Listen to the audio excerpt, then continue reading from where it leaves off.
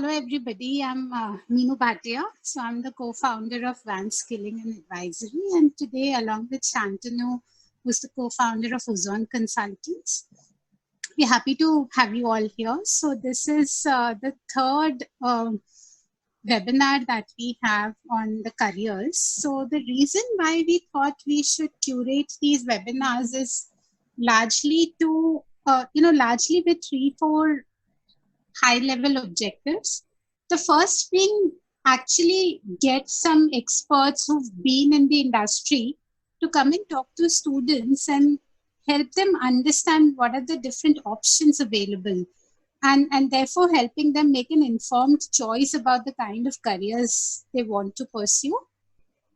And the second objective really is to help you cope through some of the situations that we are going through right now in terms of, COVID, etc. A lot of placements have got cancelled. You may have certain placements that are not to your liking. So how do you make the most out of the summers now?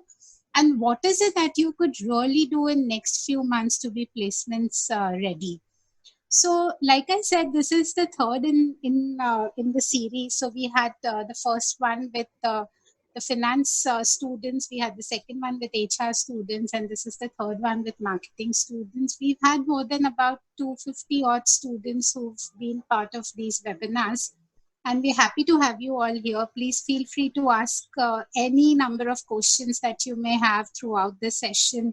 Happy to welcome our two experts today as well, DK and Sunil. So while a detailed introduction will follow, but really thankful to them that they've chosen to spend their Saturday afternoon with all of us. So over to you, Shantanu, to take this ahead. Yeah, hi, good afternoon, everyone. So it's wonderful having you guys here. It's wonderful having Sunil and DK here as well. Thanks you both for taking out time. So, folks, the format which we'll follow is that I'll just give you a rough overview of the current situation, and then we will try and understand within that what is it that you are looking for, and then we will have a kind of discussion with Sunil and DK pitching in their views. And do feel free at any point of time to use the chat box. At the end of the day, at the end of this 1 hour, we want every one of you to have some answers to the questions that would be primary in your mind, right? So what I'm going to do, folks, is that I'll give you a brief introduction, and maybe I'll start with Sunil. So Sunil is Sunil Dabral. So he is the country head and executive director for SSI Schaefer. And this is the world's leading provider of products and services for intra-company material flow and waste engineering. Of course, Sunil will talk a little bit more about his company, what they do, and how has his growth trajectory been, and so on. There are a lot of learnings from both Sunil and DK, which you all should carry back home. He has also won a lot of awards like Udyog Ratna, International Leadership and Innovation, etc. He's a postgraduate in international business from IIFT, and he started his career in the FMCG business with SmithKline and Beecham, which later on became GSK, GlaxoSmithKline, right? And he has got a fairly good mix of industries. Sunil also considers himself as a startup specialist, so he's got a lot of experience, and both Sunil and DK Rai carry what I call T-shaped skills, right? So they have a broad base of skills in a lot of areas, and they have chosen to deeper dive into some of these areas. DK, it's a pleasure having you here. So Sunil, good to have you on the show. DK, great to have you here. So he is now working with CHEP India, and which is a subsidiary of Brambles. This is a global leader in pooling business. Some of you may not understand what is pooling business, but DKR will take us through that. So it's largely into supply chain solutions. Again, if you look at his career, the trajectory he's taken is he's been in customer facing roles. He's been in operation roles. He takes a keen interest in understanding different cultures, understanding different religions, and he is also very heavily into Hindi and Urdu poetry. And just to make you feel happy, DKR, I was doing some learning myself and I was trying to write my name in the Urdu script and I got it completely wrong. And then I went to one of my friends who explained this. I was like writing it letter by letter. That was the mistake I was making, right? And, yeah, and the joining is very complex, right? So he is an engineering graduate with a post graduation in MBA. Some of you will know me. My name is Shantanu. I run a company called Ozone Education. So we are in the employability business. We work with business schools such as the schools you guys go to, and we also work with the industry to this thing. So just wanted to lay a background. So what's happening, and for those of you who are on the show, for you to understand. So maybe we'll just take another 5 minutes on this before we move on to the discussions. So if I look at the job trends across management schools, at least the ones I've seen in the batch of 17, 19 and 18, 20, it was a rising trend. And we found that in MBA schools, especially sectors like, BFSI, the whole gamut of banking, etc., was looking very, very bullish, right? Now, while a lot of you, I guess a lot of you in this group will be sales and marketing students, I think it is also important, and as the panelists will talk about, to understand really the difference between sales and marketing. So you would have heard something in books, but I will leave it to both Sunil and DK to actually give their views on it. There was a point of time where an MBA in marketing necessarily meant a sales job, but it has changed slightly in the last, I would say, 3 or 4 years. So it could be a marketing student also could get a non-sales job. It may not necessarily be in areas like branding, etc., but he could get a non-sales job. Now, obviously, COVID has had a maximum impact, and there have been very favorable graphs in countries like Australia where they employed a lockdown and it followed a typical bell curve and came down. That's doing the rounds. But for us, it looks that it's going to last a little bit longer. And the question we have to ask ourselves, and there'll be two schools of thought here, I'm sure, is that has our life changed completely? Has it changed 180 degrees? Be conscious of the fact that when you guys enter the job market, you all, hopefully COVID, we don't know what trajectory it will take, but COVID is one factor which will loom large. The other factor which is going to loom large is the fact that a lot of people have lost their jobs in recent times, and especially people from a 17-19 batch or a 16-18 batch, etc. They find themselves unemployed. So they will come back into the employment market, and there will be some amount of pressure from people who are trying to look at this laterally. We'll also talk a little bit with the panel about the skills you require and the certifications and so on. And what are the various kinds of sectors that are there, which sectors are looking good, which sectors are not looking so good. So for example, by a common sense, any sector which involves aggregation of people like airlines, tourism, etc., will have a little bit of a challenge. But at the same time, in the same breath, we are seeing Nestle stock prices doing reasonably well. We are seeing a boom in e-commerce, a little bit in the e-commerce business, whole lot of stuff in the e-learning business. So guys, this session is about you. You are the focal point of this session. Please remember that. We are just facilitators. We are here to answer your questions. This is the kind of this thing. So in the chat box, I would like you to write down, each of you, your primary concern. Is the primary concern that of an SIP? Is the primary concern that of a job? Is the primary concern that of certain skills which you would like to have? So you could probably just say that my primary concern is SIP, my primary concern is job, my primary concern is skills and certification. I'll wait for that for a moment. So you can just type that out, and then we are all set to start the panel discussion with that fact. So I'm going to take a deep look at the chat box. So guys, fire away, go ahead. Okay, we are waiting for Mr. One to start firing away. What is your major, the question is that what is your major concern? Is it to do with your summer internship program that you haven't got one? Is it to do with the job market, what it is going to be? So Vishal has started off. We'll give Vishal a little bit of a virtual hand. He's saying certification and skills required for the future. Anyone else? So there are 40 of you. We expect some questions, some observations here. Yeah. Deepti, how do we do well in content marketing, job market after post-COVID? Can you please communicate about virtual internship opportunities, okay? Job opportunities further.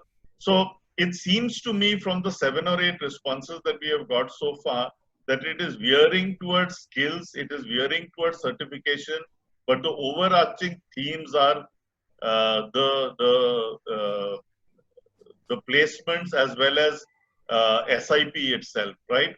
So let's go ahead. So thanks a lot. Prajakta's response has come in, Himanshu has come in, Anmol has come in, Akuti has come in.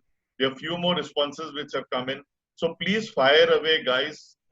Please fire away the responses. But at this point of time, I would focus the attention a little bit, and we are here. So there's a reason why I've drawn these 2 shapes. The pencil is obviously you guys are here to sharpen your skills, sharpen your brains, sharpen your pencil, so to speak. And the whole thing is like a little bit of a puzzle with this COVID and stuff floating around. So with Sunil and DK's help, we'll fix the puzzle. And we also hope that at the end of it, you would have sharpened your pencils to a certain extent. So welcome again, DK and Sunil. So, I just want to start off with y'all. And maybe I'll stop sharing the screen at this stage. I just wanted to start off with Sunil and ask a question that tell us a little bit about your journey and how did you make it to where you are. So each of us would have gone through a little bit of a struggle. And one thing is that youngsters will be seeing you as you are today. And sometimes that can get a pretty awe-inspiring, right? But you have also gone through a similar journey. So maybe Sunil, you can talk this through and then DK can take over. What has been your journey? I think the students would love to hear this. Okay, thank you, Shantanu, and welcome everyone to this fantastic webinar. I'm very happy to interact with you.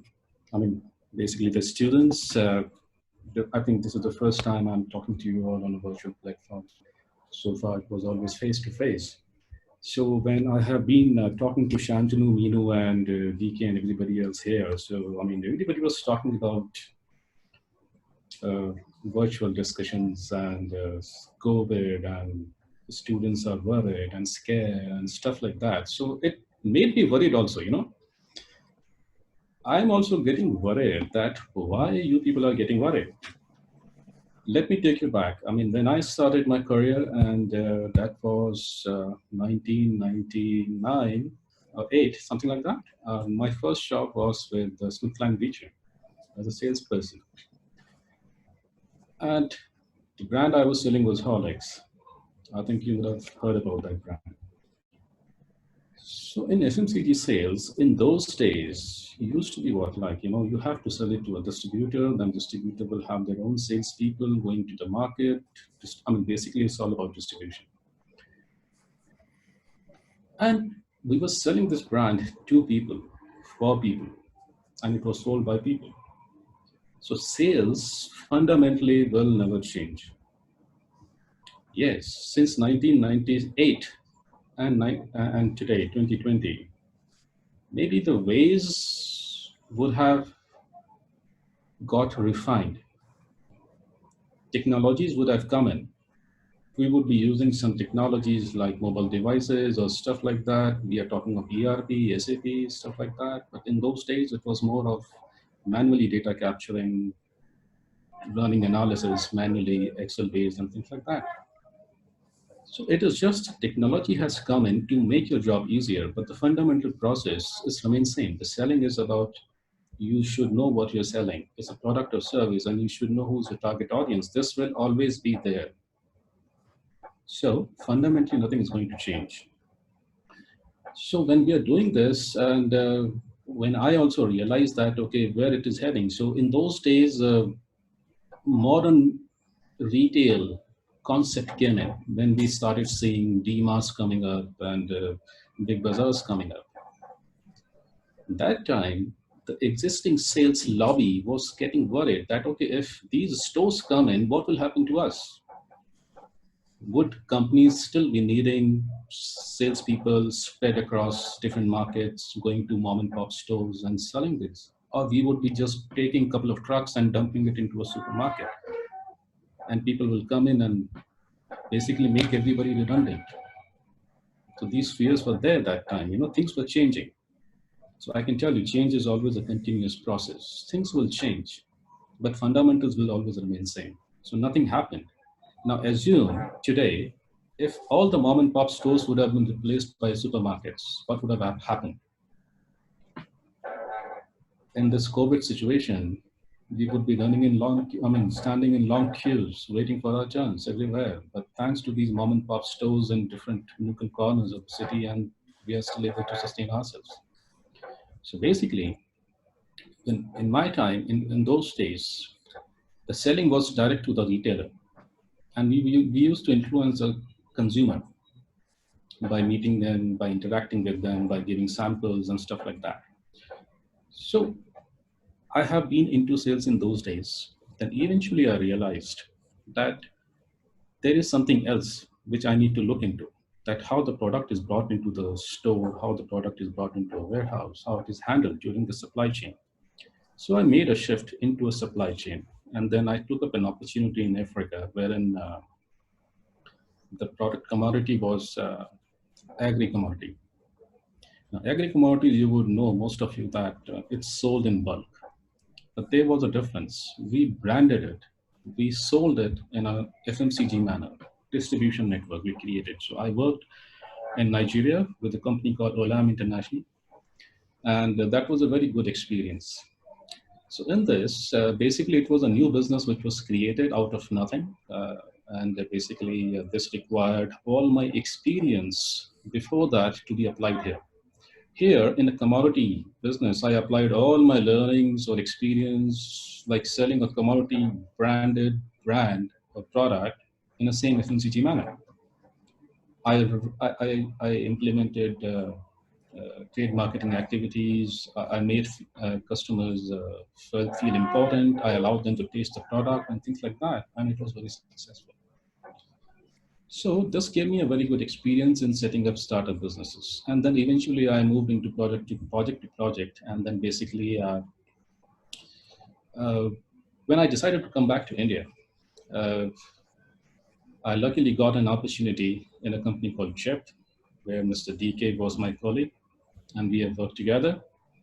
And we were also the member of the startup team of this company in 2008, and we helped the company to grow its presence across India. DK was handling something else, and I was handling some other division. And eventually then I moved on to Schaefer in my current company. Why? Because CHEP and Schaefer, they share the same customer. CHEP supplies the pallet, and we supply something where the pallet is kept on, which is the racking and storage structure. So our customers are same, and we still work in the supply chain space within the warehouse. And this is how, my transformation of career took place, because I was leading to different roles, which were giving me more exposures, more opportunities to take decisions, and basically giving me more control of the processes. And this is where I basically, I can say that I grew my career. So I did not remain only into sales, but I moved on to different processes within the business. And then basically, when I developed the general management experience of the business, then I moved to a general management role, so which is my current role. So what I did different was that I tried to find opportunities and work in those different areas other than sales. So which means it was continuous learning. So I can share that if you want to grow in life and career, just don't stick to sales, but try to learn each aspect of business. So that's fantastic, and it leads me to what we keep talking to students about, this T-shaped skill, that you go deep in one area but have exposure to others. I would love to hear from DK as well, not just about his job, the growth in the job itself, but your evolution as a person. while working, where the job kind of becomes just a medium, so to speak, to evolve. Yeah. So over to you, DK. Thank you, Shantanu. Thank you, entire Once team, and all the students and people who have joined this webinar. Thank you, Sunil, to give a bit of part of my journey already, which we have traveled together for some time. See, Shantanu, can you just confirm if I'm audible enough? Yes, yes. Yeah, you are absolutely. Okay, good. Thank you. So, see, as an individual, I think it's important for me to share with you all where do I come from. So, I come from a rural background where, those days in my childhood, there were electricity supply were limited to the road and access to my place where I used to stay, my family used to stay. You had to actually walk. Okay, so the connectivity in that area was limited. I did some schooling, initial schooling in those schools who are run by state government. It's an interior part of Eastern UP. Then I did 10th, 12th from UP board, and did engineering from Pantnagar University. If some of you are aware, it's at foothill of Himalaya. It's now in state of Uttarakhand. I did engineering from 95 to 99, that batch.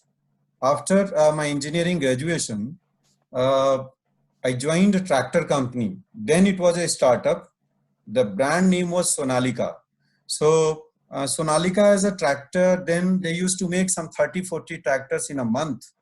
And if you think of around 20 years back, working in a startup which was in manufacturing space, and Sonalika was started by people who had no experience of such a manufacturing, which is supposed to be very high-tech and high investment item. Okay? Having said this, Sonalika as a team has evolved a lot. So I got a lot of opportunities there because it was a startup. I got a lot of opportunities in a very short time to learn about many things, like what is happening on manufacturing shop floor. Okay, what is service engineering? Then a bit of sales. How do you appoint dealers? How do you get a tractor tested? So just 2 years of my first job gave me tremendous opportunity to learn about various parts of a business.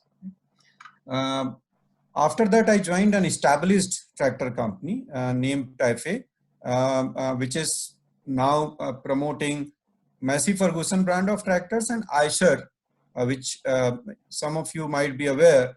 Eicher is basically the one, Royal Enfield, the Bullet. The promoters were same before Taifei acquired that Eicher brand of tractors. And Massey Ferguson is a UK brand, which now in India and globally is marketed and manufactured by Taifei. I worked with Taifei for around 10 years or 9-10 years. I wanted always to do MBA. Okay? Coming from a rural background, and then after BTech, my first priority was to join market where to get a job and start earning something. After 9-10 years, I took a break and I did MBA from Symbiosis, Pune. So that was one of the things which is very common in very matured economies. People do MBAs, and some of you might be in the same league who are doing MBA after 2-3 years, 5 years of their work experience. I did MBA after around 9-10 years of my job. I was the only student who was of that age, married, I had a kid. So maybe, first day when I entered class, almost half of the class student, they thought professor or teacher has come.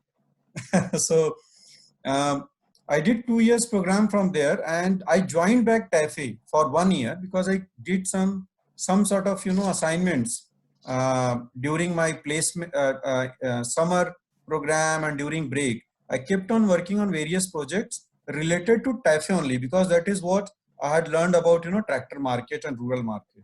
So I joined Taifei, worked there for a year, would implement couple of projects which were otherwise a theoretical project. As you student might be experiencing it. You do some programs and you think whether it is practically possible to implement those ideas or not. So I went back. I had that privilege to go back and try that, whether it is workable or not. Worked there for a year, and then got opportunity to join my current organization, which is named CHEP. And as Mr. Santanu said, you know, it's a pooling company. So just to explain you very quickly what pooling is, you know, Uber and Ola of the world today, right? Everybody knows you can have a car delivered, you know, as a service at your any point you want.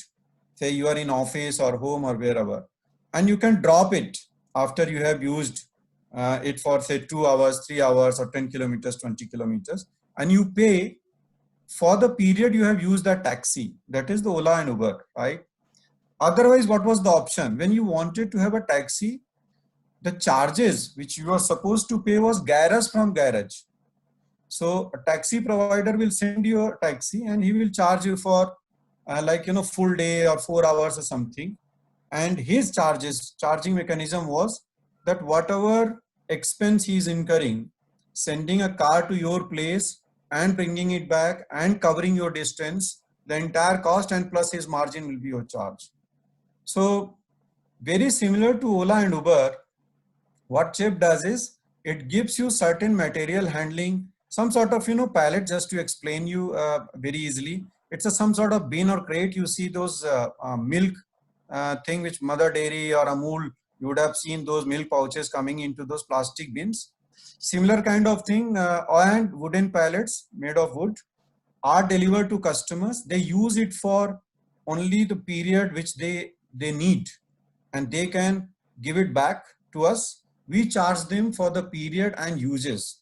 Okay, so that's what is pooling. Like, you know, you'd have heard of the concept of car pooling. So one particular asset being used by various people, and it's a like kind of, you know, shared economy. So that's what CHEP is into. And with CHEP, I'm for more than 11 years now. The business which I look after is into FMCG space, as well as in manufacturing, automotive manufacturing, and other industrial productions. So that's about me and my work experience, a bit of academic experience or qualification, if you want to call it, I shared with you. Now, some of the questions which you people have shared, and Sunil very rightfully said that he's concerned because you guys are concerned. See, these things, when we'll talk about it in a more detail. Just very quickly, some comment from my side. See, when industrialization started, people have had a lot of fear. If you go and check, and nowadays nobody is expert, you just go on Google, search for it, you'll find the information. People had gone for agitation. There were demonstrations that, you know, there were a lot of fear that people will lose their jobs. After that, the result was completely contrary to it. There were more jobs. Okay? Just one example of, say, when computer and internet and email, this culture started and industry adopted it. Again, there was a fear that maybe, you know, just one example, papers will go away. So all the people who are involved into paper industry will have no jobs because everybody will go on mail, this and that.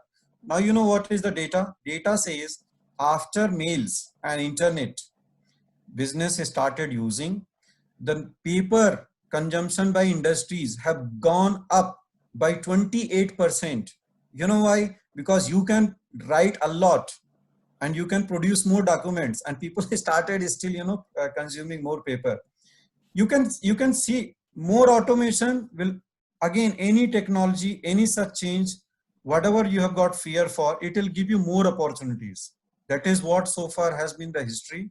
There might be very short-term impact here and there, but all these automation, all these talks, technological evolution are going to produce many more opportunities for all of us.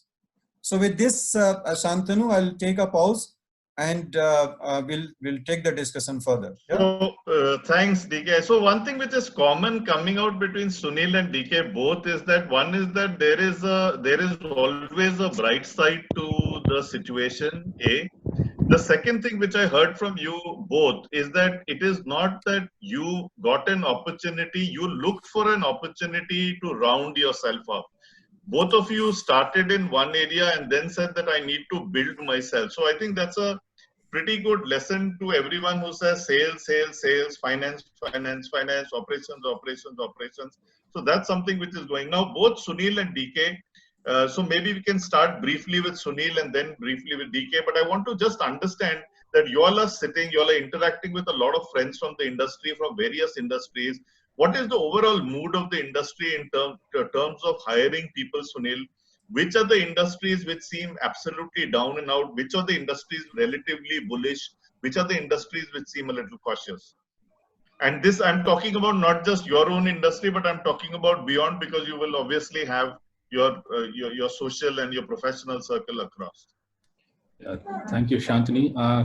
And my comment to this is, I mean, before I start speaking, let me just tell everybody about my company, what we are doing. Schaefer is into warehouse storage and automation. We have storage systems, we have robotics, we have AGVs, we have everything which has something to do with technology within the warehouse. Now, what is a warehouse? You store your materials, your goods, which has to eventually move into the supply chain and reach to the consumers. Now, who are the customer for me? And maybe for that matter to DK, who are our customers? We have common customers. We have FMCG manufacturer, we have beverage manufacturer, we have cosmetic manufacturer, we have all sort of manufacturer, be it chemical, be it anybody else. Now, what happens to those who are not manufacturing anything? Like 3PLs, third-party logistics.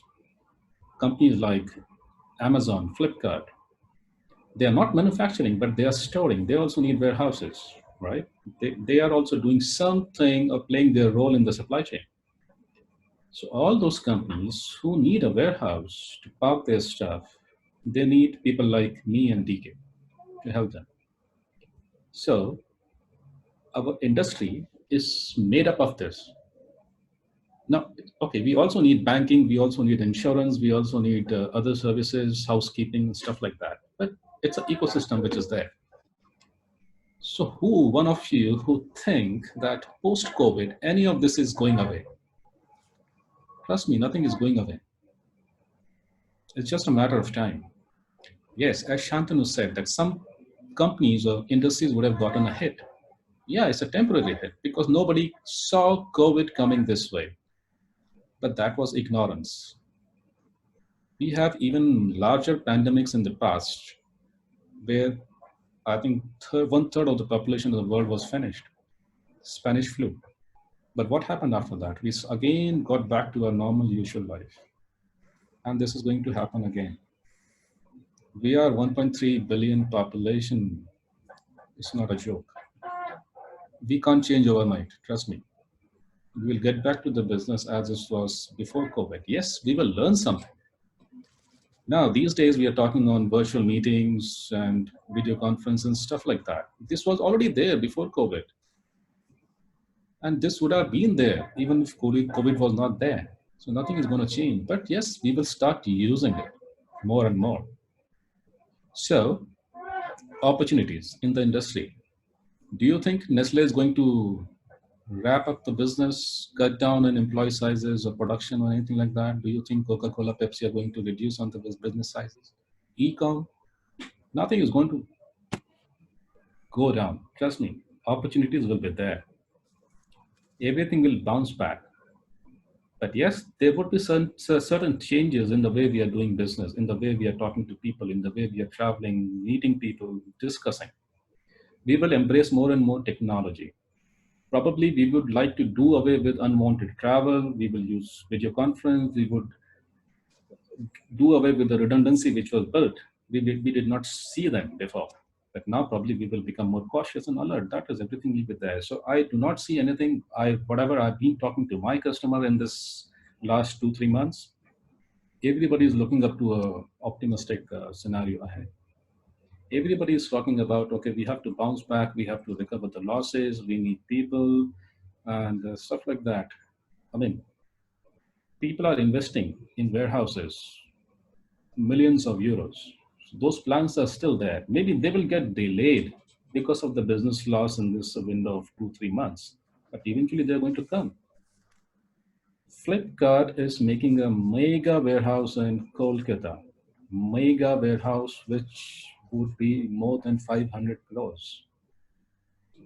That does not mean that they're going to cut down on the business. Every plan is there. So why do you invest in the business? Because you see growth. You have planned your growth like that.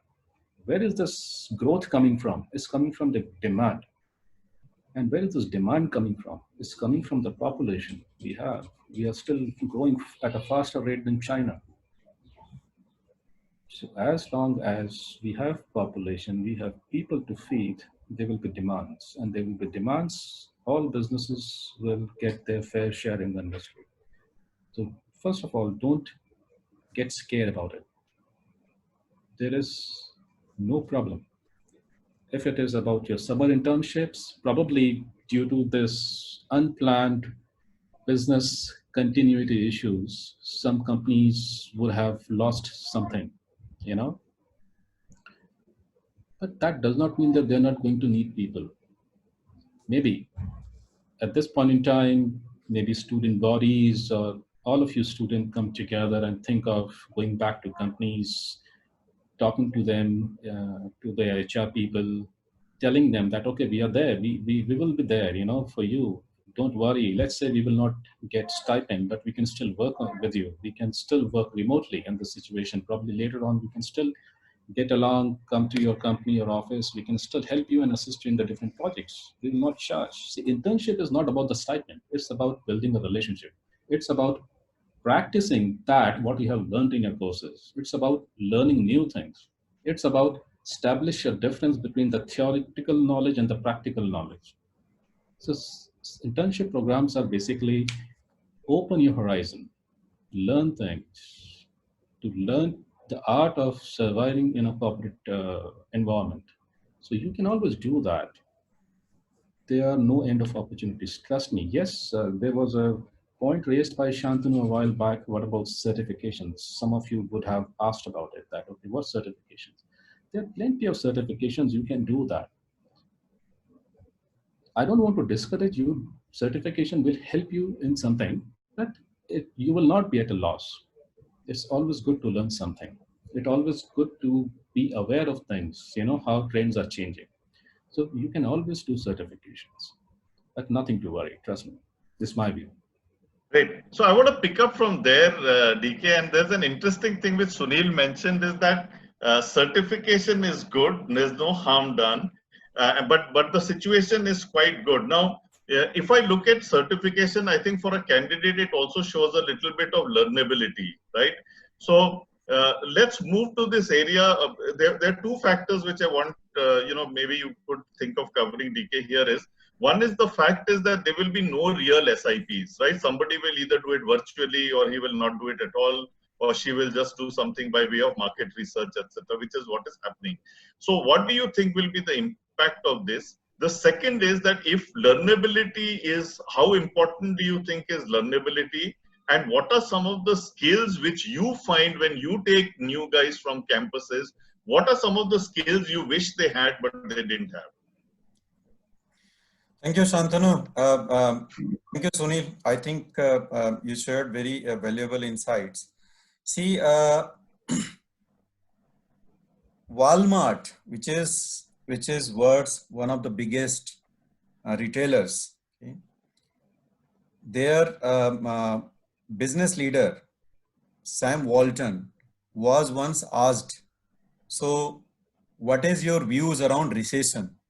So, you know, then the world economy was in deep recession, very similar to almost what we are experiencing. Okay? And it was an interview which was, telecasted. And then he was asked this question because, you know, Walmart as a store not only used to provide millions of jobs, also was kind of, first indicator of where the economy is moving into. Okay? So he was asked this question that what is your views on recession and what are the things which you're gonna do to manage it. So you know what Sam Walton said, and I would request all of you to focus on, the words he chose to respond to this question. What he said is, I know there is a recession, but I have decided not to participate in it. So his approach was, let it be whatever their outside word is. I'm not gonna participate. Now, I want to just tell you something which I myself have gone through this program, and I keep on doing it by myself. Our brains do not have ability to differentiate between what is happening in reality versus what you experience. So if you keep on telling your brain that, there are issues, there are problems, there are challenges, things are down, you will struggle. So tell your brain what you want and not what you don't want. There will be tremendous opportunities for all kind of people in all kind of jobs. Okay. Now, Sunil talked about, what happens to, 1.3 billion people. Such a tremendous opportunities will be there. So think of between product and services. So in products, you have FMCG, food, garments, and all kind of stuff. Consumer durables, cars, tractors, two-wheelers, cycle, phone, everything. In services, you have got education, you have got health, insurance, banking, logistics. So you have got massive opportunities in front of you. Okay?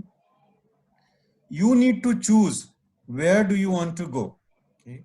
And start working on it by yourself. It will be your choice, not the market which will decide that, okay, now I'm ready, or this portion. Don't go for it. This is not the time when you should be going as per everybody else plan. Make your own plan. If you think and if you start believing into it, most of the time you will see that you are successful. Okay. So you yourself choose if you want to make your career into sales or marketing. Maybe, at some point of time we'll talk about the differences, sales and marketing a bit. If you want to make your career, I'm saying making means, starting, because careers are built over a period of time. As Sunil shared, he started in FMCG, now he is in a supply chain, and he is such a renowned leader, and a very different kind of business he is into, and he's leading it in such a country in a very complex economy, right? So if you want to start with physical world or digital world, you yourself choose what is of your interest, what is that, what excites you should be the first criteria. Trust your instincts. Identify what are your top target industries you want to move into, and start working on that plan like nothing is negative outside. Think of like everything is normal and start preparing. In 3-4 months or 5 months, whenever those campus interviews start happening, believe me, industry still needs people. It might be, it will be arranged through virtual world here and there. The way to connect might be different, but people need to connect, people need to hire. Those things will keep on happening. And for SIPs, which is like intern program, right? Shantanu, that's yes, what. Yes. Summer intern. Absolutely. So think of the industry. Like I'm just giving you an example. If you think that digital marketing is something which excites you, okay, then start reading about digital marketing, train yourself, and if you get an opportunity, go for it. Even if you don't get an opportunity, use that time like you become kind of, expert into digital marketing. Like I'll tell you, say an example where the spend is happening. Just take an example of US. The total digital spend which is made in US market, around 37 to 40% is done on Google, and another 20% is done on Facebook. So 60% is, say, between these two players. So learn about these two platforms itself. You can make your own analysis and start working on it like you are doing a summer internship in case you don't find, say, opportunity directly with somebody.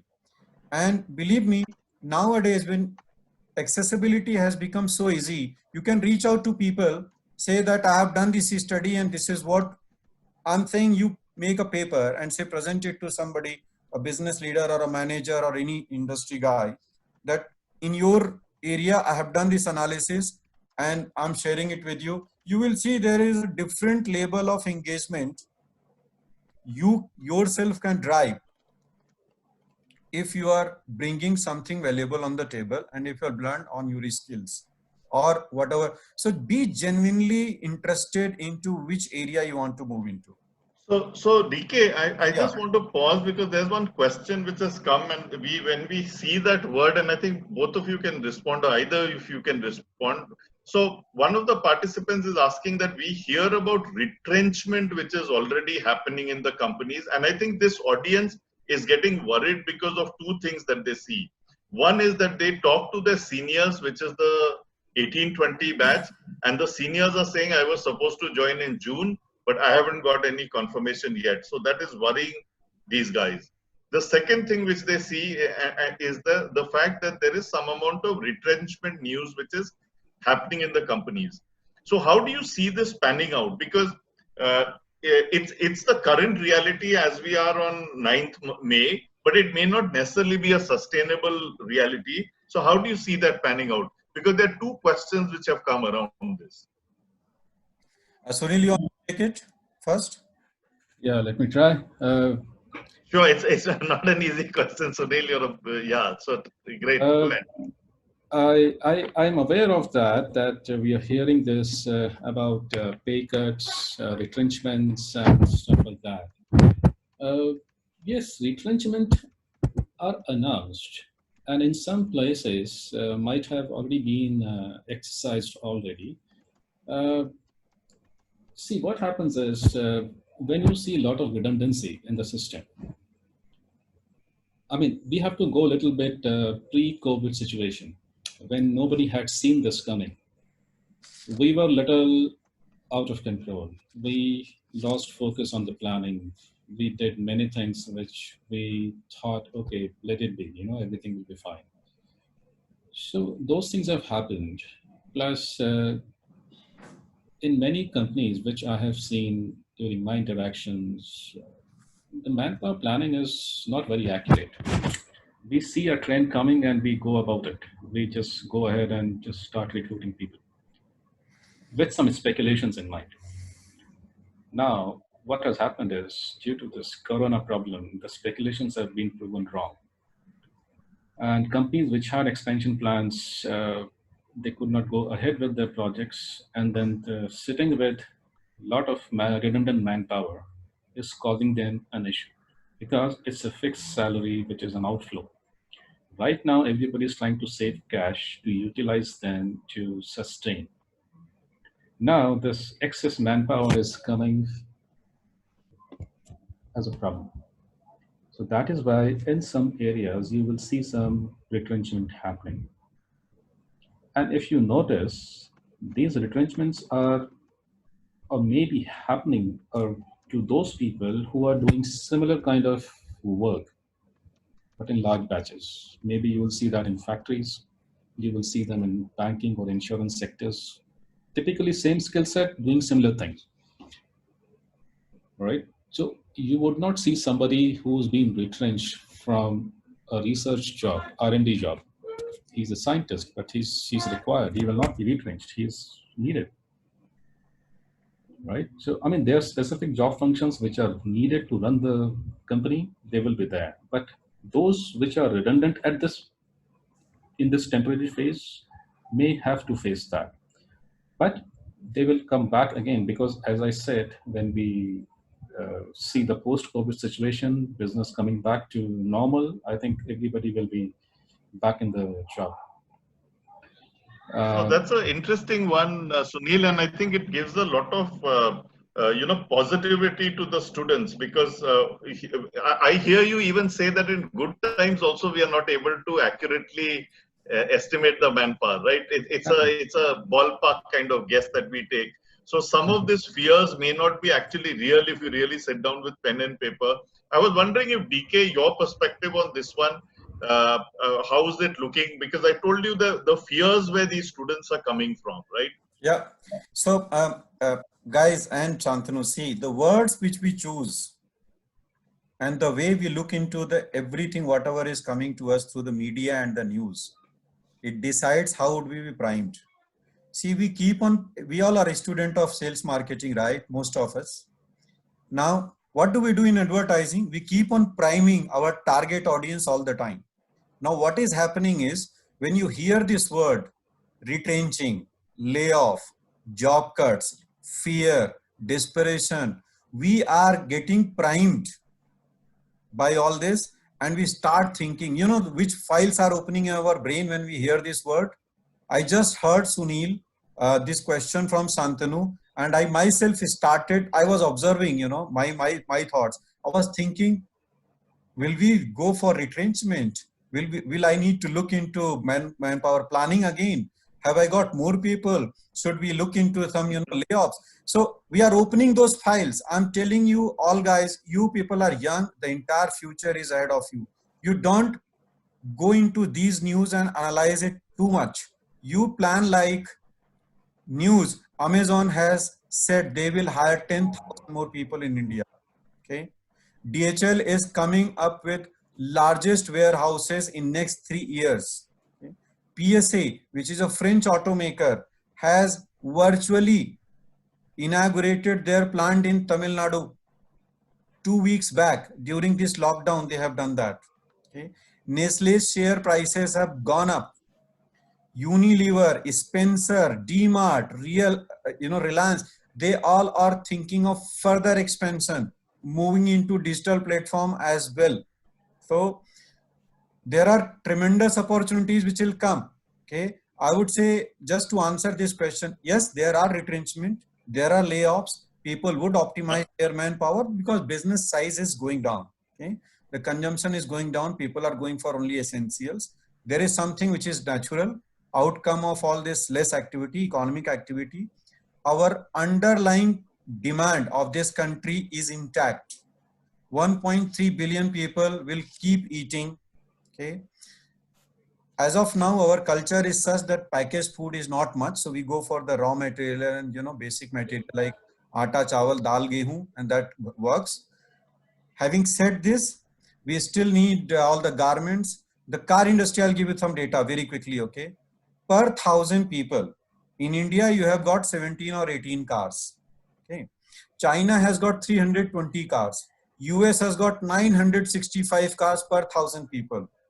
Some of the countries in Europe have got more than 1,000 cars per 1,000 people, per 1,000 people. And our neighbor, Pakistan, has got more cars per 1,000 than us. It is actually 19 cars, 2 cars more than us. So you have got our per capita income. Okay, if you see a family, we are still having 75 million families who can afford to have a car, like, you know, hatchback, which is a starting car.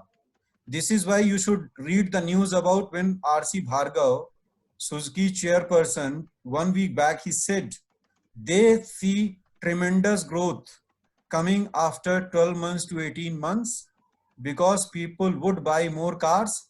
They might, you know, go for personal vehicles. Two-wheeler industry will grow. Commercial vehicle industry will grow because infrastructure spend will be made. So, you know, don't get primed. Don't allow yourself to be primed by this negative news a lot. Yes, there will be ups and downs. We all have gone through it. Okay, so you have reached to the stage. You are privileged one. You have already enrolled into MBA schools. You are at the verge of, you know, completing another degree after graduation. You should be building on it.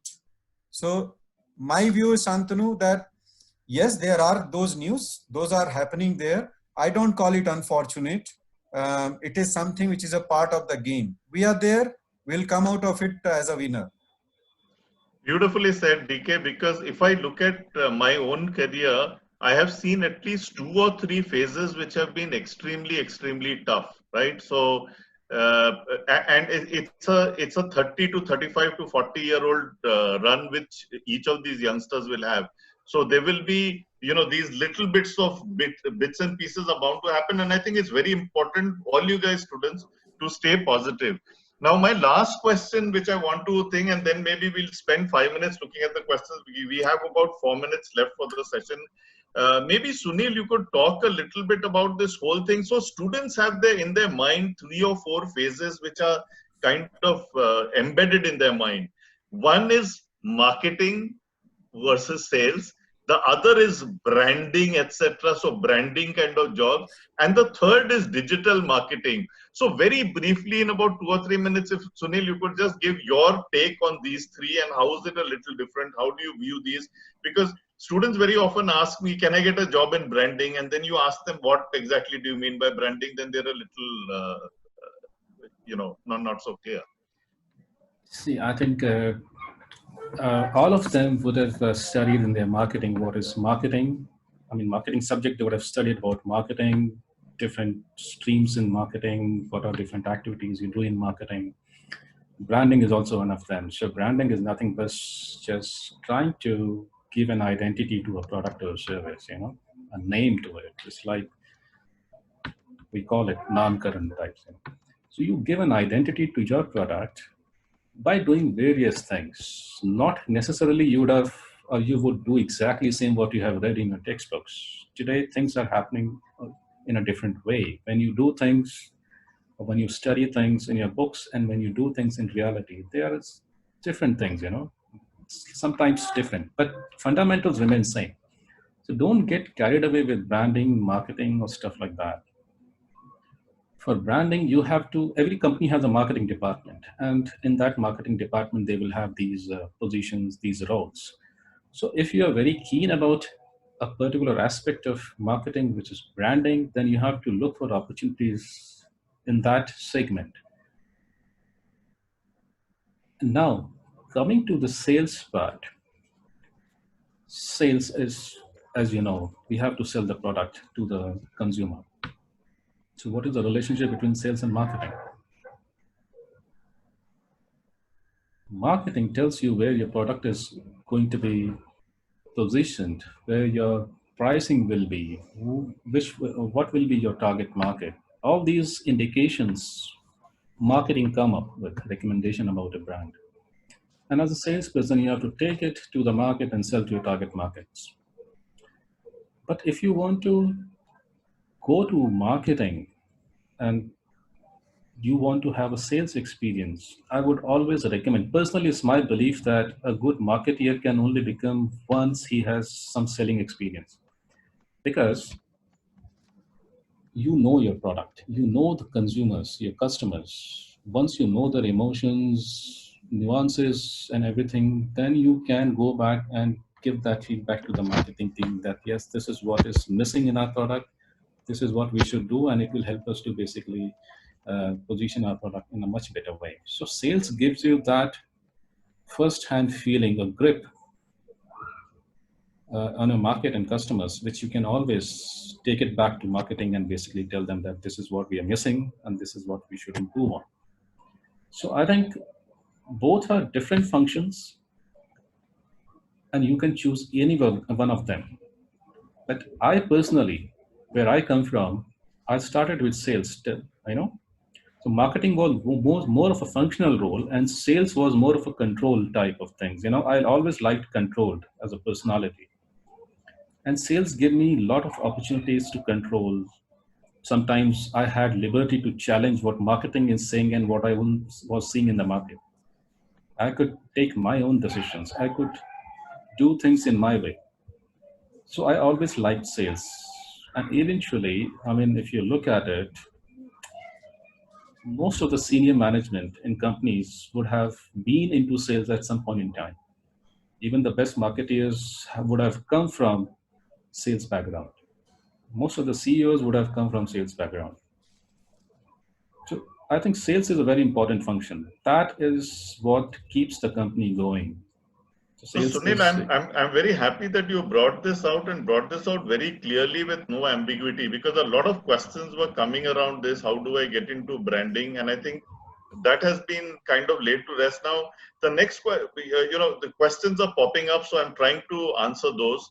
So DK, one thing which is coming from Mahesh is that he's saying, considering the situation, there are startups and startups may or may not allow freshers. You started with what was a startup yourself. So what is your take on the startup ecosystem now? Because again, there are two kinds of noises which are coming in, and I wanted your personal take, and maybe Mahesh can take something away from that. Yep. Thank you, Shantanu. Yeah, Mahesh. So to your question, I think there were some other comments also around startup. Look, startups would look for the people who are hardworking. There is a willingness, and you know, they are ready to learn new things. So that space will always be attractive for people to start with. I personally think that startups do provide you that ecosystem where you get a bit of more freedom, and you get more exposure towards the like, you know, 360 degree exposure, because it's not very strict processes around the departments and divisions or the functions which you work for. Having said this, look, we all are, when Sunil said sales, no, sales is as a skill or as a thing, we all humans, whether you have a finance guy or whoever, we keep on selling all the time. We sell, we are selling, we are any point of time, we are selling our feelings. Okay? If you think through, not product or services, whenever you interact, be it digital mode or, you know, in person, people are selling to each other. All the time we are into sales. Okay. So my view is, work on yourself. If you think you are the person to whom a person wants to meet, I meet somebody and, you know, he gives me a positive vibe, I feel like, you know, meeting him again, he brings a smile, or, you know, he gives some sort of value, I'll always be interested to meet him. And startups or any organization, when they recruit people, that decision, you know, you'd have heard about some studies, maybe more than me, that they say the decision to hire a person, especially in colleges, happen in first 1 or 2 minutes. So work on these. This is something which is very individual, you know, characteristics, and there is an environment there. If you want to understand, I say it, you know, along with us, we also run a genie along with us, and that genie decides when it meets somebody else whether I like this person or not, whether I want to hire this person or not. And then after that decision is made, people rationalize that decision, because, you know, the guy talked this, yes, he had that knowledge, he came across very confident. So I call it rationalize. Okay. So you make those decisions after meeting a person in first 3, 4, 5 minutes. So if you have learned something about it, and I'm just talking about specific to all you students, because you'll go through those interviews, work on your personalities. And that's not, that doesn't mean that your appearance and all. Always be in a very positive frame of mind. You have learned about a subject, but you need to make that impression in first 2, 3 minutes, that people who are involved into that process are keen to engage with you, and they are ready to give you opportunity to talk and show whatever you have got. So I think in current situation, startups as well as established businesses, there will be opportunities. I would assume that there might be a bit of slowdown. That's a reality. We must accept it. Having said this, this notion of you know, where a person learns more, I think startup would be the better option if a person is ready to you know, put his skin in the game and actually is very keen to work. So between willingness and ability, a person has to play with. So awesome, Sunil. So Sunil, I want to come back and maybe add another dimension. You wanted to respond to this. So there's an interesting question from Rituraj. He's actually asking that will the expectations post-COVID from a new employee change in the field of marketing and sales? So if you know, under you, I can understand there'll be many layers, but would your expectation change when you have a new person now post-COVID? Person मेरे को mental stress out दे दिया है अभी call लगा करके यार ये तो बिल्कुल सांस ही नहीं लेने दे रहे हैं somebody can go on mute. Yeah, I feeling a little breathless. I can understand. Yeah. Sorry, yeah. Okay.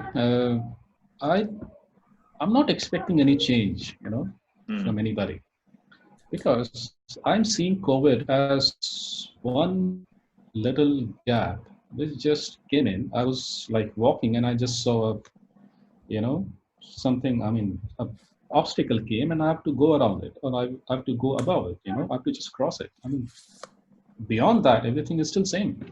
So I'm not expecting any changes from anybody of you guys. If sometime we ever met in job industry or wherever, trust me, I still look for in people. What I look for, let me tell you, I look for the right attitude. Even if you do not have any certification in marketing or whatever, I don't care. I mean, as long as you have a right attitude, I can always train you, teach you, ask you to do things which you can learn on yourself, because what you require in the end is your right attitude and common sense. What is the point, or what is the benefit to me if you are an engineering graduate and a very good MBA degree in hand, but you do not have common sense? It doesn't help me. So what I need is right attitude, common sense, willingness to learn things, and just give your best shot. You're all done. Supremely well put, Sunil. In the sense, it's so crystal clear. So, DK, if I were to ask you two words, he said his key word was attitude. If there are two words by which you will look for a great candidate, what would those two adjectives or whatever be? He talked about attitude. Yeah. I think I'm not sure if I can put two words, but I do get some sort of positive vibe when you interact with somebody, and that brings a lot of clarity that this person is something which we should go ahead with. Now, when I say this, it's like, if you put a challenging question to somebody, right, and person starts with words which are like, positive, you think like, okay, this person is trying there, and you try to find out if a person is honest. If I do not know, I'll say I do not know, right? And if I know something, I know something. So people do look for this kind of integrity, honesty. I think Sunil also said the same thing. It's around attitude. Yeah. So there is a willingness and there is an ability. So if a person is willing to learn, abilities and those things can be taught. Now, if you have enrolled yourself into a B school, it is given that there are certain things which are already known to you.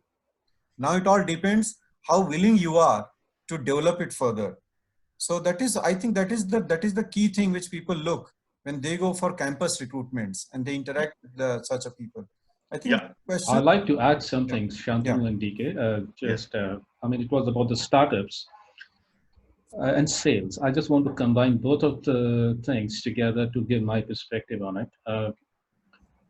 I believe that selling is an art and skill everybody should know.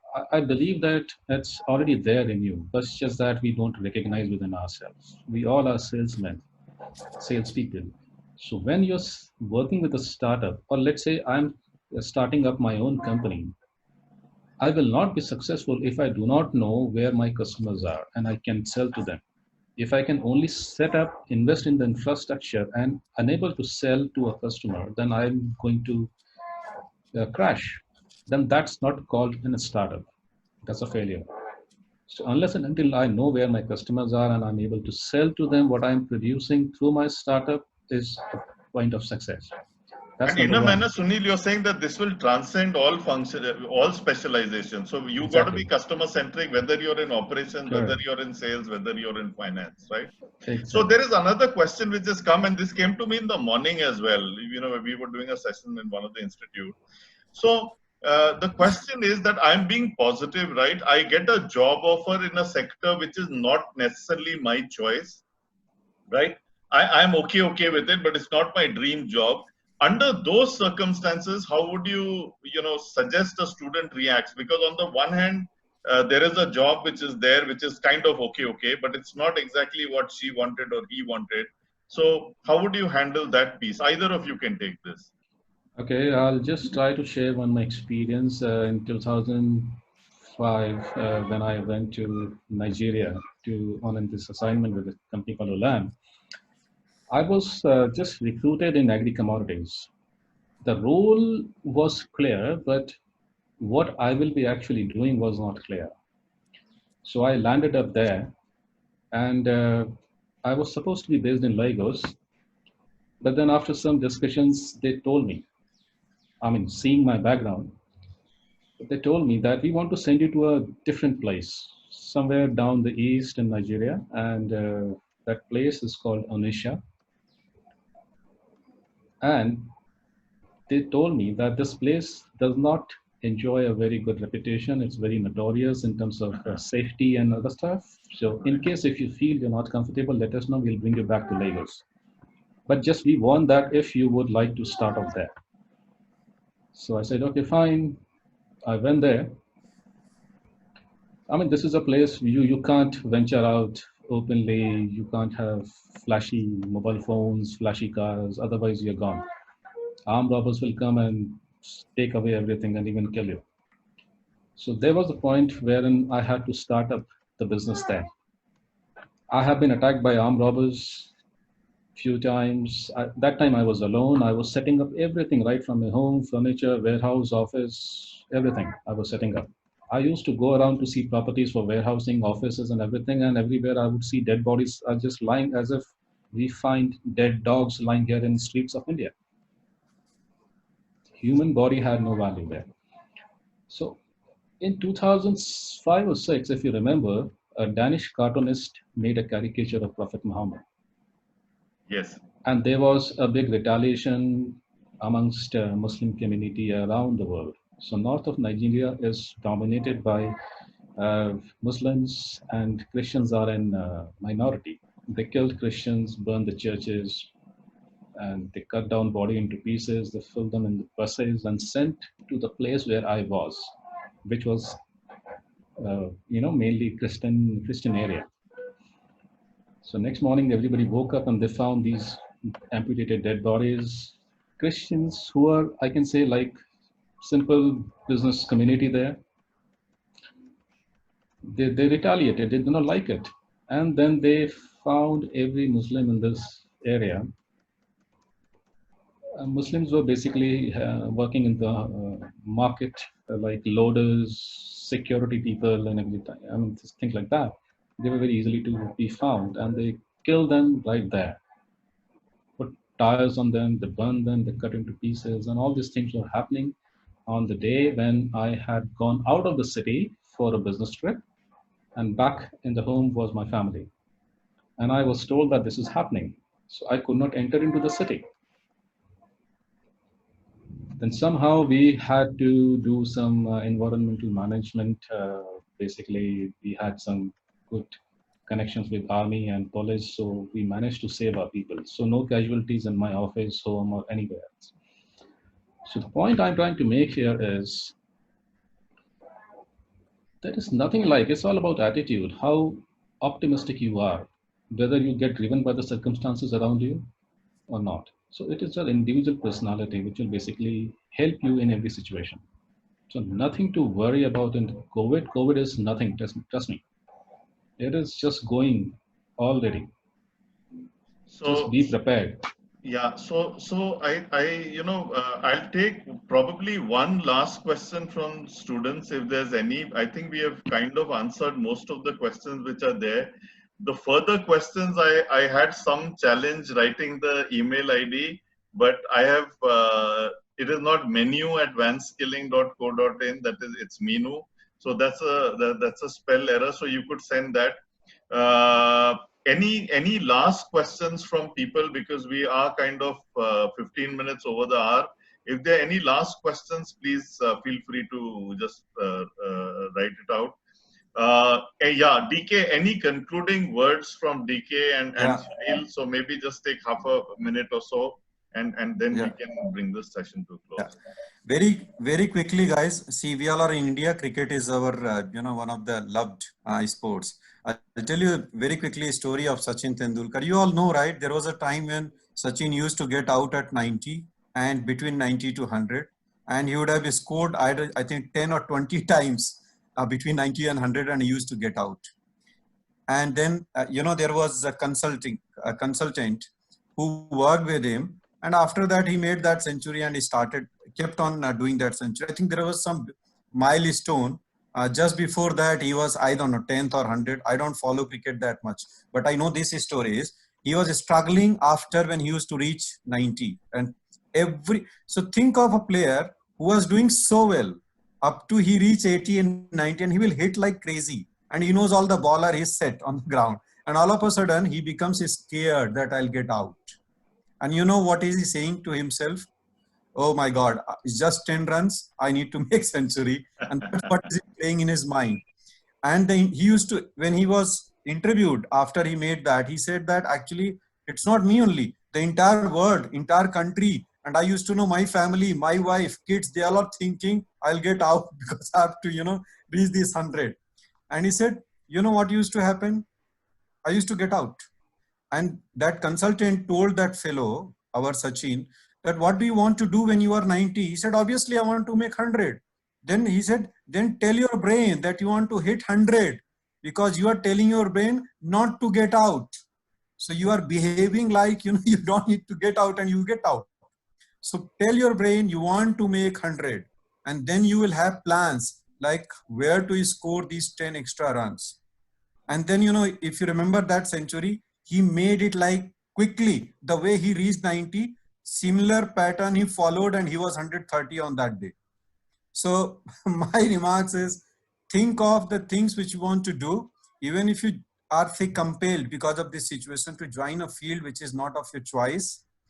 Take it as an opportunity to learn about a field which is not of your interest. Learn about it and move to your field when the opportunity comes or you are able to create that platform for you. Beautifully said, DK. And I think one of the students had this question. Sunil, any closing remarks from your side to kind of wrap this session through? Yeah, I mean, basically, I would agree with DK that whatever comes to you, just don't think much about it. Just take it up, get yourself launched, and then basically find a way within the organization that what are you good at. Maybe you have something in mind today. You want to look for opportunities that should be according to that. But maybe you are made for something else. You never know. So I think it's too early to be choosing anything like that. But keep your mind open. Grab the opportunities which come to you. And if you feel that nothing is going to come, or maybe companies will be not coming to the campus, you reach out to the companies. Try out. Don't sit back. Just try out. And then basically this COVID situation, as I said, and what I'm saying is based on what my discussions have been with so many industry professionals, I don't think anything is going to stop or change. All opportunities will be same as before, so nothing to worry. Just keep a positive outlook. And if there is anything, you can always get back to Shantanu, Meenu, or anybody else, and we're there to help you, guide you. Super. So guys, I have put Meenu ma'am's number on the, or not number, I put an email ID and she'll probably send the questions to the right people. Mahesh Kore had a question which I think we'll take it on the chat, and then he specifically asked DK for this on digital marketing, but I'll forward that question to you, DK, once he sends it, and then maybe you could respond to that. So Sunil and DK, I am so privileged and happy to have hosted sort of you guys, and there was so much of thought clarity. And I think what has emerged for all the students who are sitting here is there are two senior practitioners from the industry who are telling you that guys, don't panic. There is absolutely nothing to fear. The fundamentals of this country are so strong. And I love that example which Sunil gave. You're walking on a path. There is something as an obstacle which you need to move around it. I loved what DK talked about, thought clarity. So spend that extra time in reflection. What is it that you really want to do in life? What is it that you're good at? Where is your passion? Where is your talent? Thank you, students. Saturday afternoon, I know, it has its own challenges. Okay, so thank you for being there with us, and I hope you guys have got value out of this session. not just in terms of facts, figures. I think the biggest value of this from this session should come in terms of feelings and your own courage to cope up with the situation. So please put your comments in the chat box. Thank you once again. Meenu and Divesh, thanks for all your efforts. Sunil, DK, hope to stay in touch and see you soon. Thank you, Shantanu. Stay Thank you, safe, students. Thank you, Sunil. All the Bye-bye. best. Thank you, Meenu. Bye, Thank bye, you, guys. everyone. Bye-bye. Bye. Cheers. Bye.